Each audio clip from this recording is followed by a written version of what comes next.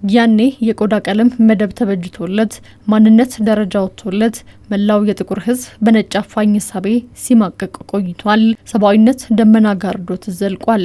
ለግዞተኞች ክብሯን ለቀኝ ገዢዎች እጇን ሳትሰጥ የቆየችው ምስራቅ አፍሪካዊቷ ፈርጥ ኢትዮጵያም ሲብሰለሰል ለቆየው ግፍን መቋጨት ለተመኘው መላው የጥቁር ሕዝብ አዲስ መንገድን አመላከተች።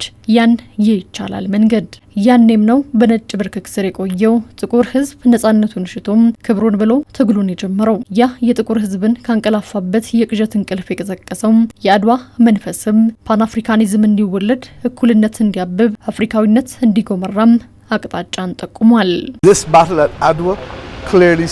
የአድዋ ድል ለአውሮፓ ቀኝ ገዢዎች ድንጋጤን ፈጥሯል። የዛኑ ያክል ለመላው ጥቁር ሕዝብ ራሱን ከቀኝ ገዢዎች ይታደግ ዘንድ መነቃቃትን ፈጥሯል። ለፓን አፍሪካኒዝም ንቅናቄና መሰራረት መነሻም ሆኗል። ለዚህም ቋሚ ምስክሮች አሉት። በተለይ የራሴን ሀገር ባርባዶስን ተሳትፎ በማየቴ ኮርቻለሁ። ዓላማ ያለው ዝግጅት ያለው የተባበረ ኃይል ማሸነፉን ማረጋገጫ ነው የአድዋው ድል ማለት ነው። ልክ ውጤቱ ሲታወቅ ዩሮፕም በጠቅላላው ምዕራቡ በነጋታው ትልልቅ ጋዜጦቻቸው ሁሉ ምኒልክና ጣይቱን ስዕል ካርቱን እየሰሩ ጣሊያን ላይ ይዘባበቱ ጀመረ። በነጋታውም የፓን አፍሪካን ሙቭመንት መልክ የያዘ እነ ዊሊያምስ የሚያካሂዱት እንቅስቃሴ የፓን አፍሪካን እንቅስቃሴ ተደረገ። የመጀመሪያዎቹም ስብሰባዎች ለንደንም ሌላም አካባቢ የጥቁሮች ስብሰባ መከናወን ጀመረ ማለት ነውና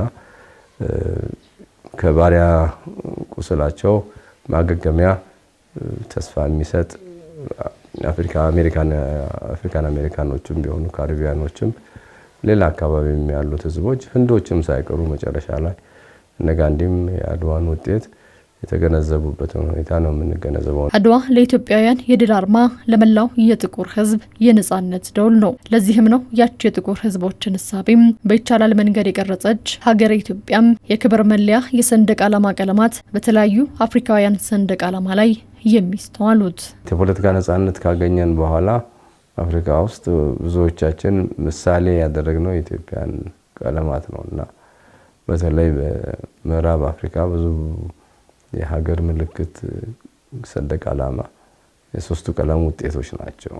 ሰያፍ ይሆናል፣ አግድም ይሆናል፣ ቀለሞቹ ቦታ ይቀያየራሉ። በብዛት ተመሳሳይ ናቸውና ይሄም የአድዋው ትሩፋት ነው ማለት ነው። አሁን የአድዋን የድል መንፈስ በልማት እየገለጸች በአብሮ ማደግ እየደገመች የምትገኘው ኢትዮጵያም ስለ አድዋ ተናግሮ የማይጠግብ ብቻ ሳይሆን የአያት ቅድመ አያቶቹን ድል በእድገትና በልማት እየገለጸ የሚገኝ ትውልድን ፈጥራለች። ይህም ዛሬም በአፍሪካውያን ልብ ውስጥ ያለ ስፍራም የገዘፈና የከበረ አድርጎታል። ግድባችን እንደ ሁለተኛው አድዋ እየቆጠር ነው የምንመጣበት ሁኔታ አለ። አሁን በራሳችን አቅም፣ በራሳችን ጉልበት፣ በራሳችን እውቀት፣ በራሳችን ገንዘብ የሰራ ነው ስለሆነ ሁለተኛው አድዋችን ነው ማለት ነው። ሶስተኛ አድዋዎች ብዙ እየመጡ ነው። የባህር በር ማግኘት አንዱ ሊሆን ይችላል። በልማት የምናካሄደው ሂደቶች አሁን በሰሜቱ ስብሰባ እንዳየነው እንግዶቻችን በጣም ነው የተደመሙት። አዲስ አበባ እንደዚህ ትለውጣለች ብለው አልጠበቁም። ኬንያን ወንድሞች እህቶቻችንም ይህንን እየተቀበሉ ፓርላማም እየተነጋገሩበት ነውና አብረን እንስራ አብረን እንደግ የሚለውን የ2063ቱንም አጀንዳ እውን የሚደረግበት ሁኔታ እየተፈጠረ ነው።